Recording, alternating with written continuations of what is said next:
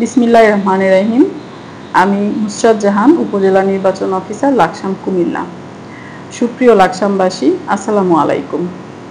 আপনাদের সকলের জ্ঞাতার্থে জানাচ্ছি যে আগামী 25/5/2025 তারিখ থেকে 14/7/2025 তারিখ পর্যন্ত লাকসাম উপজেলায় ভোটারদের জন্য স্মার্ট কার্ড বিতরণ করা হবে। যারা 2008 সাল থেকে 2016 সাল পর্যন্ত ভোটার তালিকায় নাম অন্তর্ভুক্ত করিয়েছেন, তারা প্রত্যেকেই তাদের জাতীয় পরিচয়পত্র হিসেবে একটি স্মার্ট কার্ড পাবেন। স্মার্ট কার্ড পাওয়ার ক্ষেত্রে আপনাদেরকে কিছু নিয়মাবলী অবশ্যই অনুসরণ করতে হবে। 2017 সাল হতে 2025 সালের হালনাগাদ পর্যন্ত কোনো নাগরিকের স্মার্ট কার্ড প্রিন্ট হয়নি। অতএব শুধুমাত্র 2008 সাল থেকে 2016 সালের হালনাগাদ পর্যন্ত নাগরিকগণ যারা ভোটার তালিকায় অন্তর্ভুক্ত হয়েছেন, তাদের স্মার্ট কার্ড এই পর্যায়ে বিতরণ করা হবে।